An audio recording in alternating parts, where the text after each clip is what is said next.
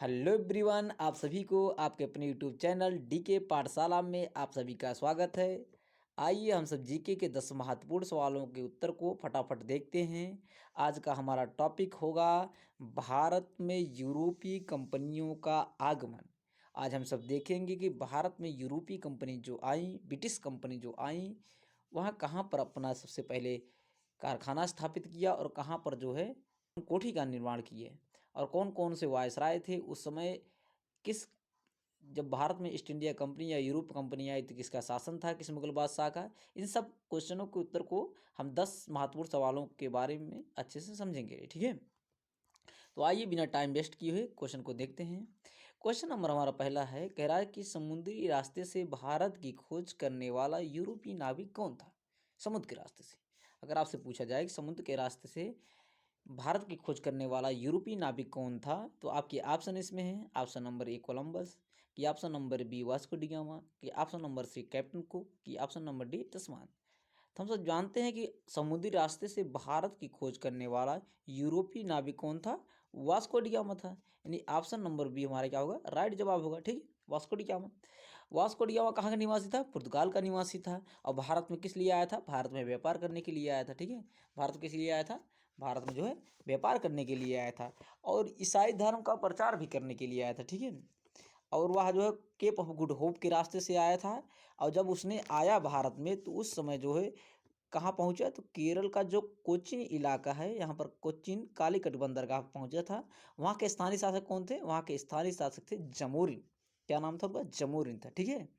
तो आइए question number दूसरा देखते हैं। क्वेश्चन नंबर दूसरा कहा गया है कि भारत का प्रथम पुर्तगाली वायसराय कौन था। भारत में जब पुर्तगाल आए तो पुर्तगालियों ने धीरे धीरे कंपनी की स्थापना की व्यापार करने के लिए। तो इसमें पूछा गया है कि भारत में प्रथम पुर्तगाली वायसराय कौन था, वायसराय गवर्नर कौन था। आपके ऑप्शन है, ऑप्शन नंबर ए अल्बुकर्क, की option number B Vasco da Warren Hastings, की option number C Francisco de Almeida, की ऑप्शन नंबर डी डलहौजी। तो हम सब जानते हैं भारत का प्रथम पुर्तगाली वायसराय एवं गवर्नर कौन था, फ्रांसिस्को डी अल्मीडा था। कौन था, फ्रांसिस्को डी अल्मीडा, जो 1505 ईस्वी में बनकर आया था, ठीक है, 1505 ईस्वी में, ठीक है। और इसी ने ही जो है फ्रांसिस्को डी अल्मीडा ने ही ब्लू वाटर पॉलिसी का नीति का अनुसरण किया था। ब्लू वाटर पॉलिसी क्या होती है, जैसे समुद्र में ना वह जो कोई भी अगर दूसरा कोई कंपनी या कोई जो है व्यापार करना चाहता था समुद्र के रास्ते से, तो ये जो है उनसे टैक्स लेते थे, गुंडा टैक्स की, जैसे कितने रंगदारी, तो गुंडा टैक्स लेते थे कि अगर आप हमारे रास्ते से जाएंगे तो इस रास्ते से हम जो है आपसे टैक्स वसूलेंगे। तो इसी को कहते हैं ब्लू वाटर पॉलिसी, मतलब समुद्र की नीति, ठीक है, नीले समुद्र की नीति अपनाया था फ्रांसिस्को डी अल्मीदा। तो अगर आपसे पूछे कि भारत का प्रथम पुर्तगाली वायसराय गवर्नर कौन था, तो फ्रांसिस्को डी अल्मीदा। वहीं अगर वारेन हेस्टिंग के बारे में आप देखेंगे तो वारेन हेस्टिंग कौन था, अंग्रेजी कंपनी का जो था प्रथम जो है गवर्नर था बंगाल का, ठीक है। तो अगर प्रथम पुर्तगाली वायसराय गवर्नर पूछे तो आप फ्रांसिस्को डी अल्मीडा टिक करेंगे, ठीक है। ऑप्शन नंबर सी हमारा राइट जवाब होगा। आइए क्वेश्चन नंबर तीसरा देखते हैं। क्वेश्चन नंबर तीसरा कह रहा है कि भारत में पुर्तगीज कंपनी का वास्तविक संस्थापक कौन, वास्तविक संस्थापक। अभी हमने क्या दिखाया था, भारत में प्रथम पुर्तगाली वायसराय गवर्नर दिखा। अब यहाँ पूछ रहा है कि भारत में पुर्तगीज कंपनी का जो था वास्तविक संस्थापक कौन था, वास्तविक संस्थापक पूछ रहा है। तो आपके ऑप्शन है, option number A Vasco da Gama, कि option number B Afonso de Albuquerque, कि option number C Nuno da Cunha, कि ऑप्शन नंबर डी डुप्ले। तब हम सब जानते हैं कि भारत में जो है पुर्तगीज कंपनी का वास्तविक संस्थापक कौन था, अल्बुकर्क था। कौन था, अल्फांसो दी अल्बुकर्क। कौन था, अल्फांसो दी अल्बुकर्क। और इसी ने ही जो 1510 ईस्वी में, 1510 ईस्वी में जो है गोवा के शासक थे, विजयपुरी शासक यूसुफ आदिल शाह थे। कौन थे, गोवा आप देखेंगे जो गोवा आज है, गोवा पर जो है सबसे पहले यही अल्फांसो दी अल्बुकर्क ने जो है कब्जा किया था गोवा पे। और यह जो भारत आज़ाद होने के बाद ही जो है तब जाकर भारत इस पे गोवा पर अधिकार कर पाया, ठीक है। तो अगर आपसे पूछे अल्फांसो दी अल्बुकर्क कौन था, पुर्तगीज कंपनी का वास्तविक संस्थापक था। और इसने जो है 1510 ईस्वी में बीजापुर के शासक यूसुफ आदिल शाह से जो है गोवा को छीनकर अपने कब्जे में कर लिया था, किस, ठीक है, छीनकर अपने कब्जे में कर लिया था, ठीक है। तो अगर आपसे पूछे गोवा पर कौन अधिकार किया सबसे पहले, तो अल्फांसो दी अल्बुकर्क, कब, 1510 ईस्वी में। उस समय वहाँ के शासक कौन थे, यूसुफ आदिल शाह थे, ठीक है। आइए क्वेश्चन नंबर चौथा देखते हैं। क्वेश्चन नंबर चौथा कह रहा पुर्तगालियों ने अपनी फैक्ट्री एवं कोठी का निर्माण सबसे पहले कहाँ किया था। मतलब अगर आपसे कहा जाए, पूछा जाए कि पुर्तगालियों ने अपनी प्रथम फैक्ट्री एवं कोठी का निर्माण कहाँ किया था सबसे पहले, जब उन्होंने आया भारत में व्यापार करने के लिए, तो उन्होंने अपने फैक्ट्री और कोठी का निर्माण सबसे पहले कहाँ किया था। आपके ऑप्शन है, ऑप्शन नंबर ए सूरत में, कि ऑप्शन नंबर बी कोचिन में, कि ऑप्शन नंबर सी पश्चिम बंगाल में, कि ऑप्शन नंबर डी मुंबई में। तो हम सब जानते हैं पुर्तगालियों ने जब भारत में व्यापार करने के लिए है तो सबसे पहले अपनी कोठी कहाँ बनाए थे, कोचिन में। कहाँ पर, कोचिन में। ऑप्शन नंबर बी राइट जवाब होगा। अच्छा, कब बनाए थे अगर पूछे जाए से आपसे, तो 503 ईस्वी में। कब, 503 ईस्वी में। अच्छा, ये भी है कि ये जो कोचिन में इन्होंने अपनी पहली कोठी का निर्माण कराया, यह यूरोपियों द्वारा निर्मित प्रथम कोठी भी है। ठीक है, तो अगर आपसे पूछे कि यूरोपियों द्वारा निर्मित भारत में प्रथम कोठी कौन है, फैक्ट्री कौन है, तो कोचिन में 1503 ईस्वी में स्थापित किया गया था। कौन किया था, अल्बुकर्क ने किया था। उस समय वो गवर्नर नहीं था। ठीक है, तो अगर पूछे पुर्तगालियों ने अपनी फैक्ट्री एवं कोठी का निर्माण सबसे पहले कहाँ किया था, तो कोचिन में किया था। कब किया था, 1503 ईस्वी में। ठीक है, आइए क्वेश्चन नंबर 5 देखते हैं। नेक्स्ट क्वेश्चन देखते हैं। क्वेश्चन नंबर 5 बहुत इंपॉर्टेंट क्वेश्चन है। यह पूछा गया है, कहा गया है कि अंग्रेजी ईस्ट इंडिया कंपनी की स्थापना कब और किस मुगल बादशाह के समय में हुई थी। इसमें दो क्वेश्चन है। देखिए, कह रहा है कि अंग्रेजी ईस्ट इंडिया कंपनी की स्थापना कब और किस मुगल बादशाह के समय में हुआ था। कह रहे हैं कब और किस मुगल बादशाह के समय में हुआ था। दो ऑप्शन यहाँ भी हैं। ठीक है, कब और किस मुगल बादशाह के समय में हुआ था।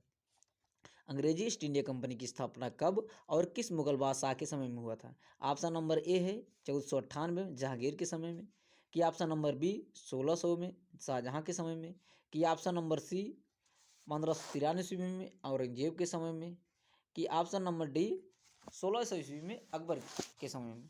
तो हम सब जानते हैं कि अंग्रेजी ईस्ट इंडिया की स्थापना कब हुई थी, 1600 ईस्वी में हुई थी। और उस समय भारत में किसका शासन था, अकबर का शासन था। कौन था, अकबर था। अगर आपसे पूछा जाए अंग्रेजी ईस्ट इंडिया की स्थापना कब हुई थी, तो कब हुई थी, 1600 ईस्वी में। कब हुई थी, 1600 ईस्वी में। लेकिन उस समय मुगल बादशाह कौन थे, उस समय मुगल बादशाह कौन थे, अकबर थे। ठीक है, कौन थे, अकबर थे। ठीक है, तो अगर आपसे पूछा जाए कभी भी कि अंग्रेजी ईस्ट इंडिया कंपनी की स्थापना कब हुई थी, 1600 ईस्वी में। उस समय मुगल बादशाह कौन थे, अकबर थे। ठीक है, आइए क्वेश्चन नंबर देखते हैं छठा। क्वेश्चन नंबर छठा कह रहा है कि अंग्रेजों ने भारत में प्रथम स्थायी कारखाना कब और कहाँ स्थापित किए थे। कब और कहाँ स्थापित किए थे अंग्रेजों ने जो है भारत में प्रथम स्थायी कारखाना कब और कहाँ स्थापित किया था। आपके ऑप्शन है 1611 ईस्वी में मसूलीपट्टनम में, कि ऑप्शन नंबर बी 1613 ईस्वी में सूरत में, कि ऑप्शन नंबर सी 1661 ईस्वी में बम्बई में, कि ऑप्शन नंबर डी 1668 ईस्वी में बम्बई में। तो हम सब जानते हैं अंग्रेजों ने भारत में प्रथम अस्थायी कारखाना, यहाँ पर अस्थायी लिखा गया है, इस बात को ध्यान देना। अस्थायी अगर पूछे आपसे कि भारत में अंग्रेजों द्वारा प्रथम अस्थायी कारखाना कब खोला गया, तो 1613 ईस्वी में सूरत में।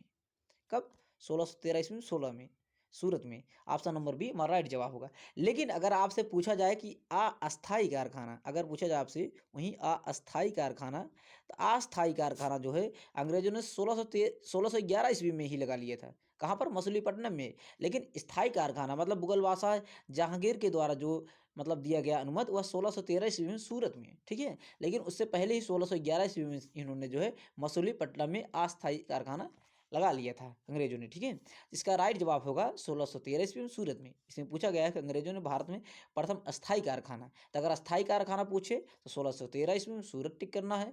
अगर पूछे प्रथम कारखाना तो 1611 मसूलीपट्टनम। ठीक है, लेकिन यह कैसा कारखाना था, अस्थायी कारखाना था। ठीक है, आइए क्वेश्चन नंबर 7 देखते हैं।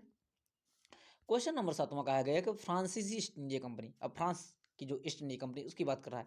कह रहे हैं कि फ्रांसीसी ईस्ट इंडिया कंपनी की स्थापना कब हुई थी और किसके शासनकाल में हुई थी।